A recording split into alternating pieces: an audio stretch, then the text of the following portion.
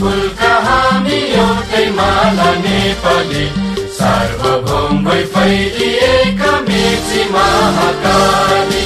सयौं थुङ्गा फुलका हामी एउटै माला नेपाली, सार्वभौम भई फैलिएका मेची महाकाली। प्रकृतिका कोटि कोटि सम्पदाको आचल, वीरहरूका रगतले स्वतन्त्र अटल।